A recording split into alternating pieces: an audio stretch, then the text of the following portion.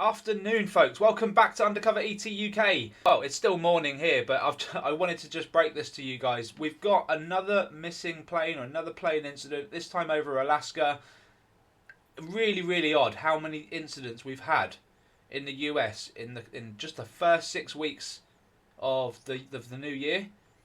Not even 6 weeks. Within 2 weeks, it's been crazy. Something fishy going on. Let's have a listen to what Fox News have got to say.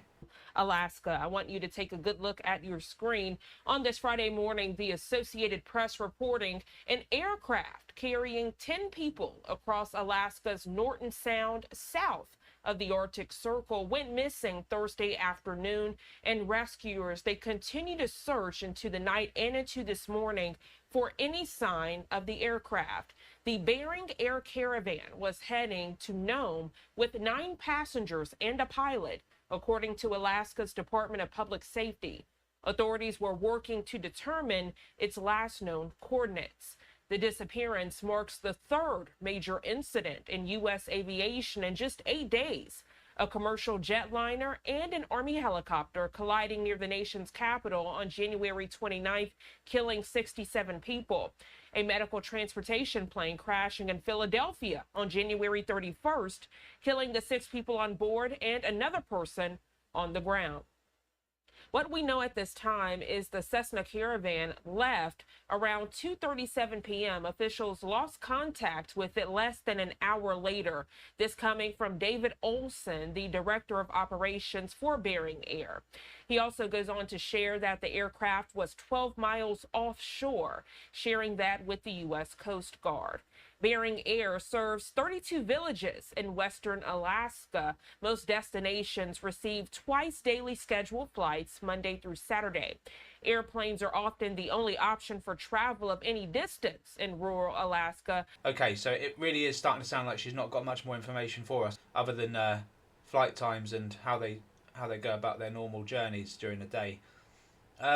Really, really bizarre. She says 3 within 8 days. That's crazy.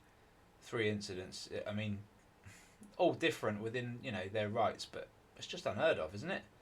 Right, let's move on. It's crap that we've got to start on something like that, but it's just bizarre that it keeps happening, and we're looking at the skies, folks. So, wanted to inform you all. Let me know if there's any information in the comments that I haven't picked up on, or that she hasn't picked up on, that we would like to all know. Okay, again, bit doomy this episode. Killer asteroid.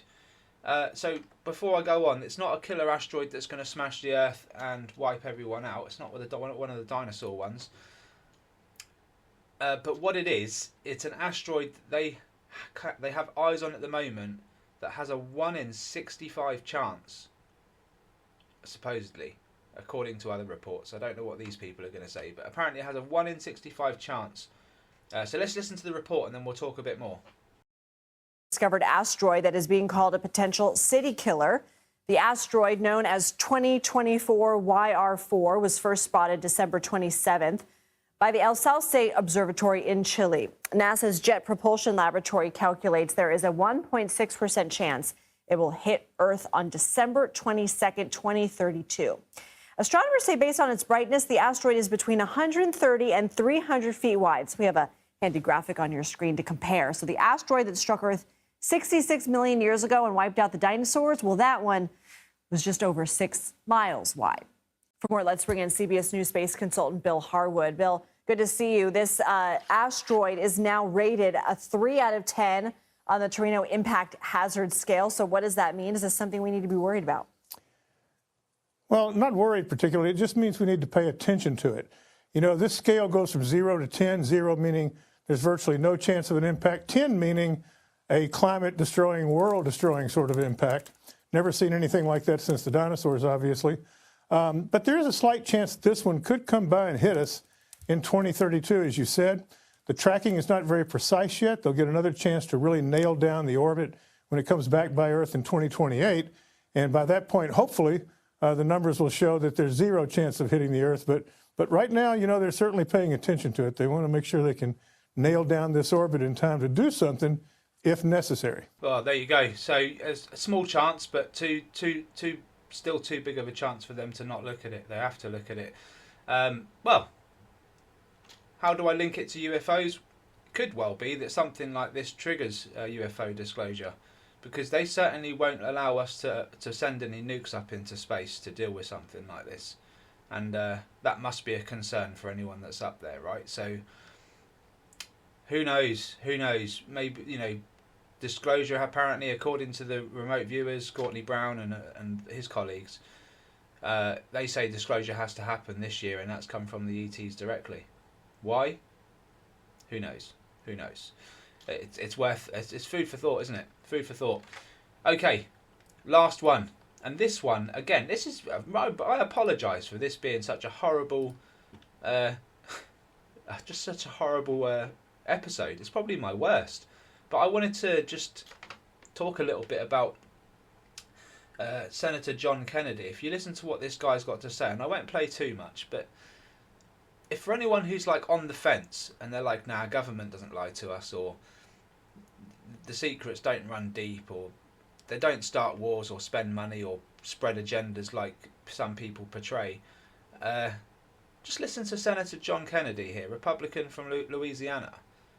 And I think he's being really fair about what he's saying. So check it out, folks. Mr. Musk also found, and I'm not saying that all of this money is wasteful. I'm not. Some of this money, I'm sure, does some good. That's why Secretary Rubio is going to revamp the department and separate the good from the bad. But this is the kind of stuff Mr. Musk found. He found that the USAID gave money to support electric vehicles in Vietnam. Our money, taxpayer money. He found that USAID gave money to a transgender clinic in India. I didn't know that. I bet you the American people didn't know that. He found that the USAID gave $1.5 million to a Serbian LGBTQ group called Grupa Izladaji. I probably mispronounced that. My apologies. Anyway, they got $1.5 million to, quote, advance diversity, equity, and inclusion in Serbia's workplaces and business communities. What else did Mr. Musk found that my colleagues don't want to talk about? Well, he reviewed a study and then went and checked it. The study was done by the Middle East Forum. They found that USAID spent $164 million to support radical organizations around the world. We're not talking Cub Scout troops here. We're talking about radical organizations around the world. They gave $122 million of that to groups aligned with foreign terrorist organizations. It's just disgusting to hear, isn't it? And do you know what? You guys got to check this out, okay? It was posted by Forbes News on February 5th. Just look at the title, John Kennedy breaks down federal spending line by line in epic defence of Elon Musk. And he goes on and on and on. It lasts quite a while. They're promoting sex change. This was the previous administration, right? And then like sending money left, right and centre.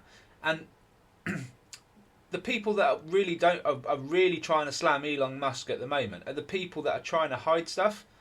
They don't want Elon going through all the tax, all the money spending. And why does this relate to UAP? Well, the government spent a lot of money, gave a lot of money to a lot of contractors to look into UFOs. Okay, I think that's apparent. I think we all know that. And this is just another part of it, is where all the money goes. They just really want to see the evidence. And I just wanted to put it out there, right, that corruption exists. It did exist for some time, and John, and I don't get John Kennedy at this jury. He's just a respectful guy, okay, so I get him in that respect. He turns around and he says that he's got the utmost respect for Biden and Obama, but yet he says for the last 12 years they've been spending ridiculous amounts of money, stealing from you guys.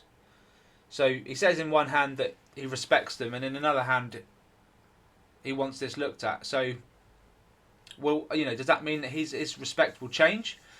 Who knows? Who knows, folks? But I thought I would just leave you with that one. I'm so sorry to have given you guys a video to watch that's been so negative.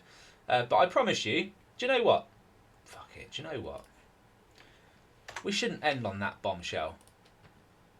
Yeah, they've been robbing us. Yeah, we know. But you know what? It's all in the name. It's all in the name of, isn't it? Okay, here we go. This one was actually peeled off the Discord server. I think, John, did you capture this one and Robert just put it together? Let me know. But this is awesome either way. Cheers, fellas. Whoever did it, this is brilliant. And yeah, let's take a look.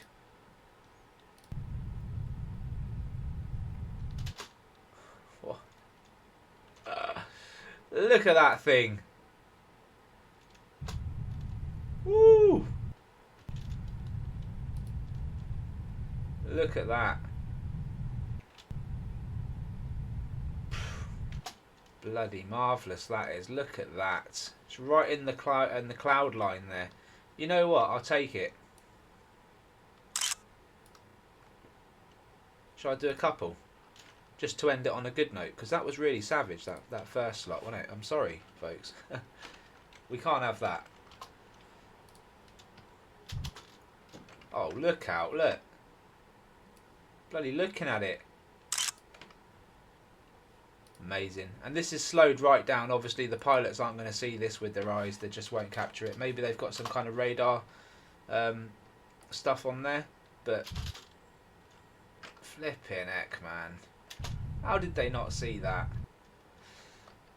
That's wonderful, mate. Right, let's do it.